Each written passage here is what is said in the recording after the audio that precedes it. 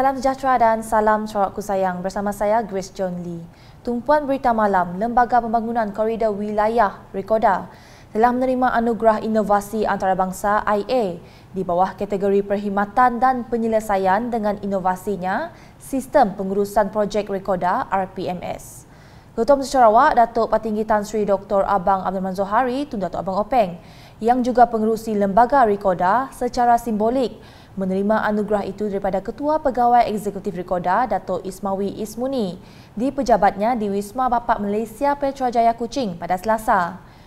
Turut hadir Timbalan Ketua Menteri Datuk Amar Douglas Ugah Embas yang juga pengerusi Agensi Pembangunan Tanah Tinggi HDA. Untuk rekod, Rekoda yang merupakan badan berkanun negeri diumumkan sebagai pemenang pada 9 Disember tahun lalu secara maya yang diadakan di Singapura. Anugerah pengiktirafan tersebut menyaksikan Rekoda bersaing dengan lebih 160 calon lain di 30 negara yang melibatkan 24 industri. Berita seterusnya, Kerajaan Sarawak sentiasa prihatin dan akan terus berusaha meningkatkan serta menambah baik keperluan penduduk di luar bandar, khususnya di Lawas. Timbalan Ketua Menteri Datuk Amar Awang Tengah Ali Hassan berkata, banyak projek sedang dalam pelaksanaan ketika ini seperti bekalan air, elektrik dan telekomunikasi. Ujar beliau, ia merupakan keperluan Sarawak terutama untuk menarik pelaburan dari luar bagi menampung keperluan yang diperlukan. Jadi, dengan adanya kemudahan-kemudahan seperti ini, maka Katani dapat bukan saja membantu masyarakat Katani di kampung-kampung, dapat melaksanakan kegiatan-kegiatan. Tapi kita mau pelaburan untuk nak meluncakkan pembangunan daerah. Bukan saja untuk kepentingan daerah, tapi untuk negeri dan negara kita tersebut. Dan syukur alhamdulillah ya, para pelabur begitu berminat untuk melabur di Sarawak. Sebab dia cakap, di Sarawak ini politiknya stabil, kerajaannya dasarnya selalu memudahkan untuk pelaburan dibuat. Dan kata ni tidak ada ubah-ubah. Kalaupun ada diubah untuk memperbaiki dasar-dasar kita. Beliau berkata demikian semasa berucap pada Majlis Kesyukuran Sempena Kemenangan Gabungan Parti Sarawak GPS, Zon Punang dan penyampaian sumbangan beg sekolah SK Punang. Datuk Amar Awang Tengah yang juga Ahli Dewan Undangan Negeri Adun Bukit Sari menambah, Lawas merupakan kawasan strategik yang dapat menarik minat para pelabur seperti minyak dan gas. Jadi kalau pelaburan ini menjadi kenyataan, ianya akan mengubah keadaan. Bukan saja ianya akan dapat memberi peluang pekerjaan, tetapi ianya akan ada mewujudkan banyak lagi spend off dan perniagaan-perniagaan. Sebab itu kita rancang bagi kawasan ini. Kita rancang, kita nak jadikan sebagai tapak untuk kegiatan industri yang berasas kepada oil and gas, sebahagian mereka. Dan selepas itu untuk kita jadikan sebagai tourism corridor. Perkembangan berikutnya, kemenangan bergaya gabungan Parti Sarawak GPS dalam pilihan raya negeri Sarawak ke-12 yang lepas jelas mencerminkan rakyat di negeri ini menerima dan memahami dasar dan polisi yang dibawa GPS. Menteri Pelancongan Seni dan Budaya Malaysia merangkap Ahli Parlimen Batang Sadong, Datuk Sri Nancy Shukri berkata, dasar dan polisi yang diperkenalkan Ketua Menteri Sarawak, Datuk Patinggi Tan Sri Dr. Abang Abdul Rahman Zohari Tun Datuk Abang Openg, merupakan polisi yang menyentuh kebajikan rakyat. Menurutnya, kemenangan besar GPS adalah satu mandat yang perlu dipikul dengan amanah oleh wakil rakyat GPS dengan memberi perkhidmatan terbaik kepada rakyat. Jadi kekuatan kita dalam GPS ialah dari awal sehingga akhir sehingga kini itu pun kita sentiasa menjaga kebajikan rakyat. Kebajikan tadi bukan dari bentuk ya saja. Orang nak pergi belajar, orang nak pergi nak sakitnya lah apanya. Kami jauh pun hari-hari kami terima. Adanya dalam seminggu saya rasa sebab kami parlimen jadi 3 kawasan makin ramai. Bila nangga orang meninggal aja ya, susah jo hati orang belum election. Untuk dah meninggal silahnya dapat undi, tapi ialah sudah dijemput oleh Yang Maha Esa. Tapi kita tawakal. Kita masih juga memberi perkhidmatan kita yang baik, dan seterusnya kita sentiasa menyokong apa yang pimpinan kita, pucuk kepimpinan kita telah perkenalkan. Berucap dalam majlis kesyukuran meraihkan kemenangan GPS DUN N25 Simunjan di Kuching pada Sabtu, Datuk Seri Nancy menambah, kemenangan besar GPS adalah kerana parti utama di Sarawak itu mengamalkan polisi yang tepat untuk rakyat, fokus kepada tugasan dan kerja serta tidak terlalu berpolitik. Sementara itu, Ahli Dewan Undangan Negeri Adun Simunjan, Al-Adris, memberitahu PRN12 merupakan pilihan raya negeri yang paling bersejarah kerana GPS telah memenangi 76 daripada 82 kerusi yang dipertandingkan.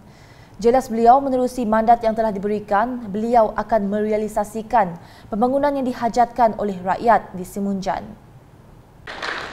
Kita di N25 Simunjan, saya rasa amatlah bertuah, di mana di N24 kita ada menteri muda.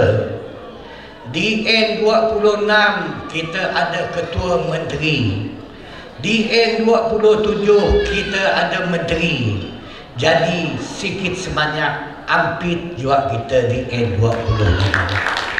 Jadi di mana kita mengharapkan ketua menteri yang ada di sebelah kita di N26, ketua menteri dapat melihat juga macam mana perkembangan pembangunan yang akan dibentuk di Simunjan. Laporan diteruskan di Limbang, nama Awang Abdul Rahman Abdul Jalil cukup sinonim di Limbang, khususnya di Kampung Bunga Raya sebagai pembuat songkok yang berjaya. Siapa sangka perniagaan yang dimulakan bersama anak dan isterinya sejak tahun 2000 di rumah sahaja kini berkembang maju. Menurut Timbalan Menteri 2 Pembangunan Luar Bandar, Datuk Hasbi Habibullah, jumlah songkok yang dijual Awang Abdul Rahman kini telah mencecah puluhan ribu, malahan dieksport keluar Limbang seperti Lawas, Miri, Bintulu, Brunei, Sabah dan Semenanjung Malaysia. Dan kita telah pun dari pihak kami daripada Parlimen P21 Limbang apabila melihat potensi begini baik, dan kita telah pun membantu dengan jumlah peruntukan 35,000 untuk membina semula kilang ini yang ada dalam kita pada hari inilah cukup dengan dengan keluasannya, tempat menjahitnya, storage-nya dan juga bilik air dan keperluan semasa.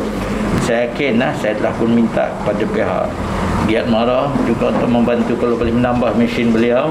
Sekarang ni ada 2 biji je, kalau boleh kita minta Giat Mara bantu untuk menambah di bawah program PPP lah pendapatan, penambahbaikan pendapatan ekonomi lah Beliau berkata demikian semasa ditemui selepas penyerahan bantuan industri kampung pembuat songkok di UTN Enterprise Kampung Bunga Raya pada Ahad. Awang Abdul Rahman menghasilkan pelbagai jenis songkok dari yang biasa malah untuk istiadat majlis termasuk logo dan reka bentuk. Datuk Hasbi yang juga Ahli Parlimen Limbang berharap dengan adanya kilang ini membolehkan kemahiran yang dimiliki diperluaskan bagi membantu mereka yang baharu menceburi bidang pembuatan songkok. Jadi mudah-mudahan dengan adanya kilang ini, saya yakin insya-Allah dengan kepandaian yang ada pada beliau, skill yang ada pada dia, kemahiran ini insya-Allah juga mungkin boleh dikembangkan untuk menjadi guru kepada mana-mana industri kecil yang boleh membantu untuk mengajar orang membuat Kita tak risaulah pasal banyak nanti orang pandai buat, kita kurang tak apa, rezeki itu daripada Allah Taala Beliau dalam pada itu turut memaklumkan akan membantu industri kampung lain seperti pembuatan perabot yang ada di kampung tentaya dengan tempat pembuatannya di bawah rumah dan kurang promosi. Sementara itu, Awang Abdul Rahman yang merupakan pemilik UTN Enterprise mengucapkan terima kasih kepada kerajaan di atas bantuan tersebut dan akan menggunakannya untuk memperkembangkan lagi industri pembuatan songkok. Inilah. Dan di samping itu kita akan usaha untuk tingkatkan lagi jualan dan secara online sama offline lah. Sekarang ni kita pun ada platform menggunakan Shopee, grup WhatsApp, dalam grup FB ada usahawan Sarawak, usahawan seluruh Malaysia. Kita dah iklankanlah di sana. Mudah-mudahan berkat kita punya usaha tu, mungkin ada yang berminat, kita akan usahakan untuk menerima tempahan. Perkembangan selanjutnya, kaum Bidayuh merupakan penyumbang sokongan majoriti pada pilihan raya negeri Sarawak ke-12 PRN12 yang lepas. Demikian menurut Penasihat Dayak Bidayuh National Association DBNA, Dato' Amar Michael Maninjawong. Katanya, kemenangan gabungan Parti Sarawak GPS melibatkan 8 ahli Dewan Undangan Negeri Adun Bidayuh yang berjaya mengekalkan kerusi DUN masing-masing, juga menandakan kaum Bidayuh masih lagi bersatu di bawah satu bumbung dan masih menyokong kepimpinan kerajaan sedia ada. Tambah Dato' Amar Michael lagi, DBNA merupakan sebuah persatuan yang disanjung tinggi kerana telah memainkan peranan penting dalam menyatukan kaum Bidayuh selama ini seiring dengan slogan sehati sejiwa dan satu Bidayuh yang diterapkan dalam kaum tersebut. Berucap dalam Majlis Apresiasi di Kuching pada Ahad, beliau menambah DBNA sedikit sebanyak membantu kaum Bidayuh bersatu menerapkan budaya perpaduan di samping menyediakan diri dengan pelbagai kemahiran agar tidak ketinggalan di dalam arus pembangunan sosioekonomi, teknologi, pendidikan, kemahiran termasuk insaniah. Sementara itu, Menteri Pendidikan, Inovasi dan Pembangunan Bakat Datuk Roland Sagahwiin memberitahu jasa dan pengorbanan Dato' Amar Michael Manyin terbukti telah mentransformasikan kawasan Bidayuh dengan akses jalan yang amat dikagumi. Sementara itu, Ahli Dewan Undangan Negeri Adun Bukit Bangunan Datuk Mong Dagang berikrar akan terus berusaha mengotakkan janjinya kepada penduduk di kawasan tersebut. Berucap pada Majlis Pecah Tanah Tapak Rumah Tina Majeng, Melugu, Tembawai, Patpan pada Ahad, beliau berkata peranan Ketua Masyarakat dan Ketua Kaum KMKK turut diperlukan untuk bekerjasama dalam tadbir urus. Beliau maklumkan sebanyak RM190,000 diperuntukkan menerusi projek transformasi luar bandar RTP untuk bina baharu Rumah Tina Majeng, RM5,000 menerusi projek kecil luar bandar untuk Biro Wanita dan peruntukan RM50,000 di bawah RTP untuk pembinaan tapak pengumpulan sampah di kawasan Melugu Skim. Dalam program sama, beliau turut menyampaikan cek MRP berjumlah RM8,000 kepada Jawatan Kuasa Kemajuan dan Keselamatan Kampung JKKK Melugu, Tembawai, Papan.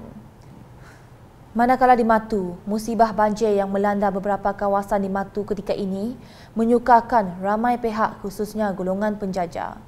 Bagi penjajah di Medan Selera Matu, meskipun perniagaan dibuka seperti biasa, namun jumlah pendapatan amat terjejas kerana pelanggan tidak berani mengambil risiko meletakkan kenderaan di kawasan sekitar Medan Selera dan Pekan Matu yang dilanda banjir.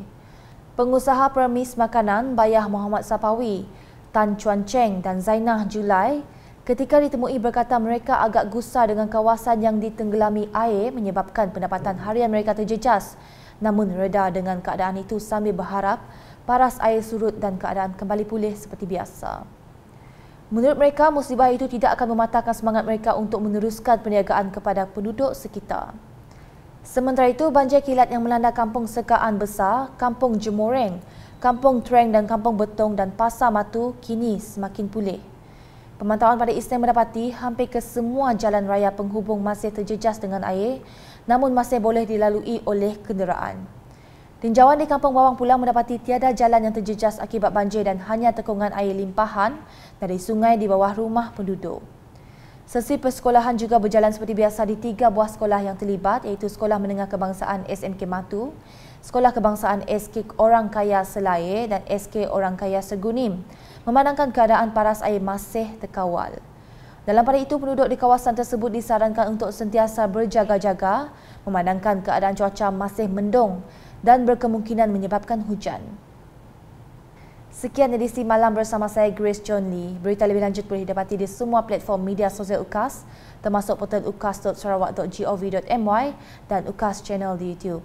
Sentiasa berwaspada di mana saja anda berada, jaga diri, jaga SOP dan segeralah ambil vaksin dos penggalak.